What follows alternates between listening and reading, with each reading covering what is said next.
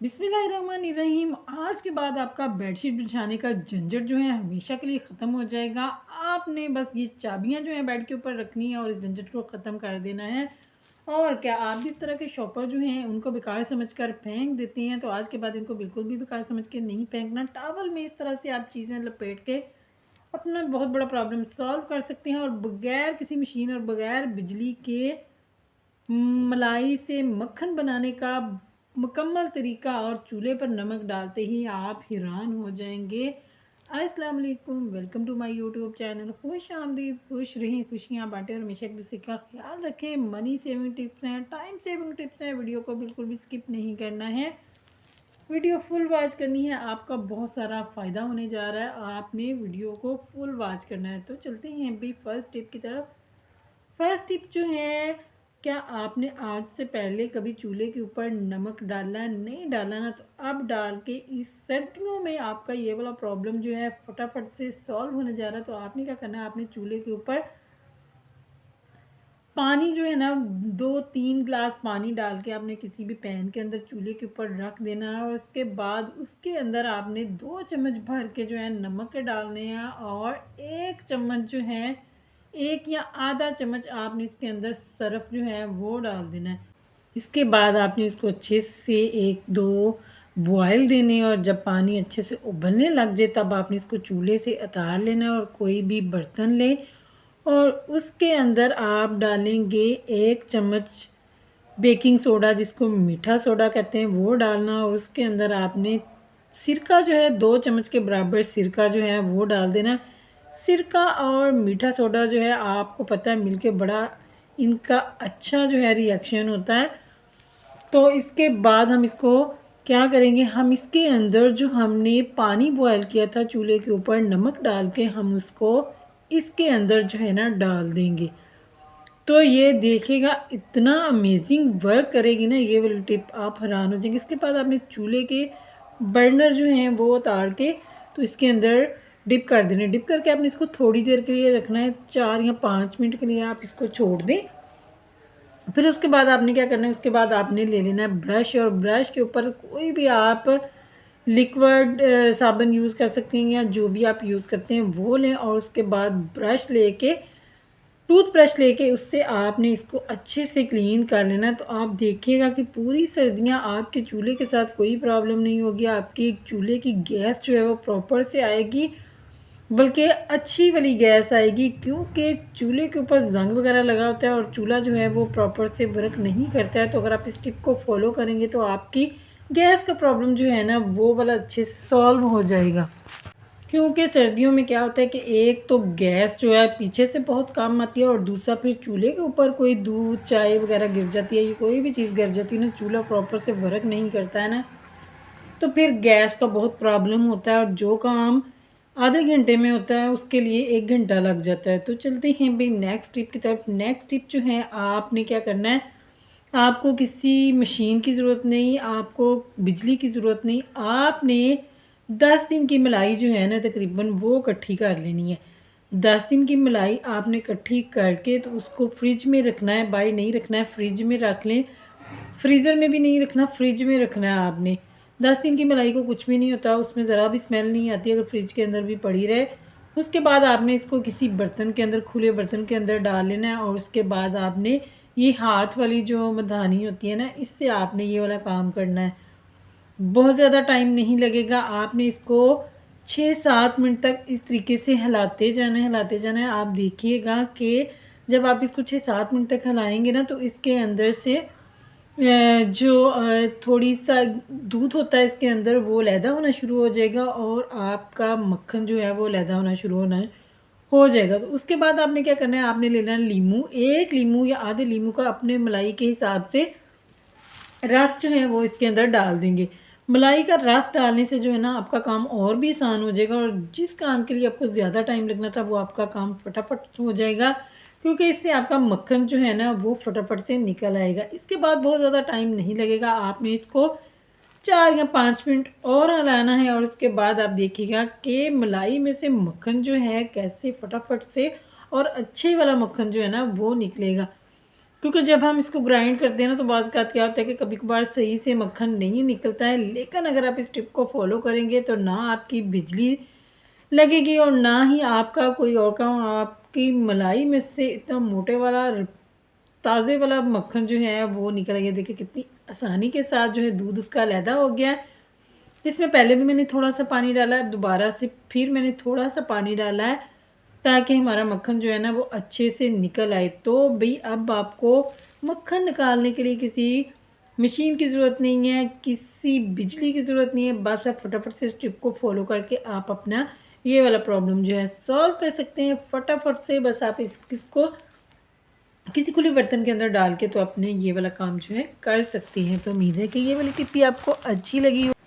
तो चलते हैं भाई नेक्स्ट टिप की तरफ। नेक्स्ट टिप जो है वो इस तरह के, जब हम बाज़ार से कपड़े लेके आते हैं तो ये वाले शॉपर होते हैं, पॉलीथीन बैग होते हैं, इनको हम बेकार, जब हम सूट सिलाई करवा लेते हैं तो इसको हमें कभी कभार इसके अंदर हम दुपट्टे रख लेते हैं या इसके अंदर अपने ड्रेसेस रख लेते हैं, या कभी कभार जब ये थोड़े बहुत फट जाए तो इनको हम बेकार समझकर फेंक देते हैं। तो आज के बाद आपने इनको बिल्कुल भी बेकार समझकर नहीं फेंकना है। ये वाले बैग आपकी बहुत बड़ी प्रॉब्लम जो है सॉल्व कर सकते हैं।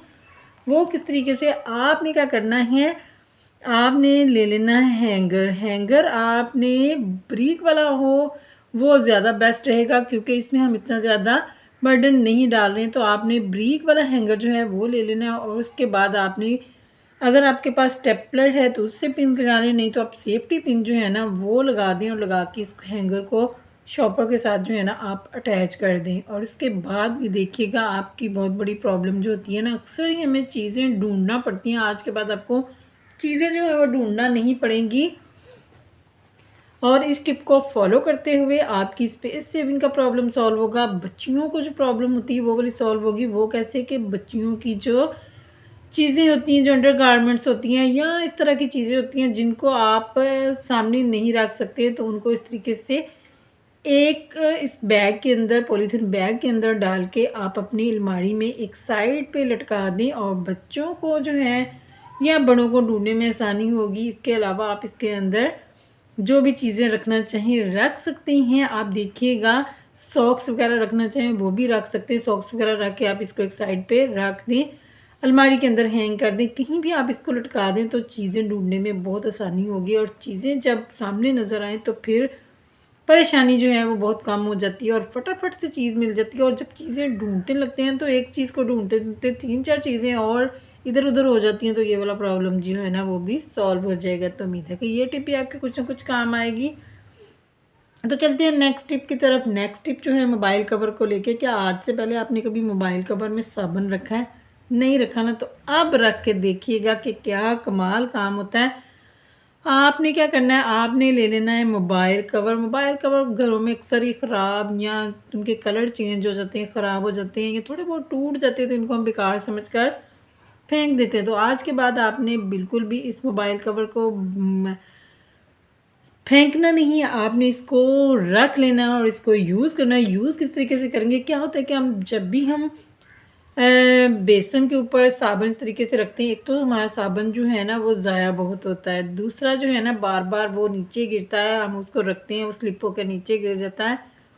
तो आपने ये वाला काम जो है ना बाथरूम में बेसन के ऊपर आपने इस तरीके से अपने मोबाइल कवर को रखना है और इसके अंदर आपने साबुन रखने से एक तो आपका साबुन जो है वो ज़ाया नहीं होगा, दूसरा आपका साबुन का पानी जो है इसके होल्स के अंदर से निकलता रहेगा और आपका बहुत बड़ा फ़ायदा होगा। तो चलते हैं भाई नेक्स्ट टिप की तरफ। नेक्स्ट टिप जो है, सर्दियाँ आ रही हैं, सब घरों में बच्चे बड़े बुज़ुर्ग सबके साथ ये वाला प्रॉब्लम हो जाता है। तो सर्दियाँ आने से पहले आपने ये वाली पोटली जो है ना ये ज़रूर बना के रख लेनी है, इससे बहुत फ़ायदा होगा। आपने क्या करना है, आपने ग्लास के अंदर एक इस तरीके से जुराब जो है वो लगानी है और उसके बाद आपने ले लेना है नमक। नमक जो है वो बहुत सारे टिप्स में काम आता है। आपने क्या करना है, इसके अंदर आपको चाहिए तकरीबन हाफ़ ग्लास से कम आप सॉक्स इसके अंदर डालेंगे ना तो 500 ग्राम जो है ना नमक आप इस सॉक्स के अंदर डाल लें। और डालने के बाद जो है आपने इस तरीके से सॉक्स को पकड़ना है और इसके ऊपर से जो है नॉट लगा देनी है और पोटली अपनी जो है रेडी कर लेनी है। उसके बाद ये पोटली जो है सारी सर्दियाँ आपको सर्दी से बचाएगी, आपके जो प्रॉब्लम्स हैं वो ख़त्म करेगी। प्रॉब्लम्स कौन से हैं? क्या होता है कि बड़े बुज़ुर्ग भी घरों में होते हैं या बच्चे भी होते हैं, जब भी उनको कहीं चोट लग जाती है या बड़े बुज़ुर्गों को कभी घुटने में पेन होती है या कहीं भी जॉइंट पे, कमर पे, तो आपने क्या करना है, इस पोटली को इस तरीके से तवा जो है चूल्हे के ऊपर रखें या कोई फ्राइंग पैन रखें, तवे को गर्म कर लें और उसके बाद इस पोटली को गर्म करके आपने जिस्म के उन हिस्सों पे जहाँ पे पेन होती है इसकी टकोर करें, तो आप देखिएगा ये वाली टिप जो है ना बहुत अच्छे से वर्क करती है। बच्चों को चोट लग जाए, बड़ों को जॉइंट पेन हो, कोई भी पेन हो, आपने इस पोटली को थोड़ी-थोड़ी देर बाद उसके ऊपर सेंक देते रहना है। तो आप देखिएगा कि जोड़ों के दर्द के प्रॉब्लम जो हैं सर्दियों में वो सॉल्व हो जाएँगे। तो चलते हैं भई नेक्स्ट टिप की तरफ। नेक्स्ट टिप जो है, जब भी हमें कहीं जाना होता है या हमें अपनी चीज़ें लेके जानी होती है, तो अक्सर ही एक प्रॉब्लम है, अगर हमें कहीं पिकनिक पे जाना है या कहीं और हम दूर-दराज़ के पहाड़ी इलाकों में सैर करने के लिए जाते हैं, तो ये टिप बेस्ट है, इसको ज़रूर फ़ॉलो कीजिएगा। आपने ले लेना टॉवल और टॉवल को इस तरीके से सीधा बिछा लेना है और इसके बाद आपने तकरीबन 6-7 इंच के बराबर उसको नीचे को पहले फ़ोल्ड करें, जिस तरीके से मैं आपको वीडियो में दिखा रही हूँ। उसके बाद आपने एक तह ऊपर करनी है, उसके बाद दूसरी तह जो है वो भी ऊपर से लगा देनी है और उसके बाद जब हम कहीं सैर वगैरह करने जाते हैं ना, तो क्या होता है, हमारी ये वाली चीज़ें जो है ना, हमें इनको सँभालना जो है मुश्किल लगता है। आपका पर्स है, आपका मोबाइल है, आपने बॉडी स्प्रे चाहिए, कोई भी चीज़, और इसके बाद आपके घर में कोई भी बेकार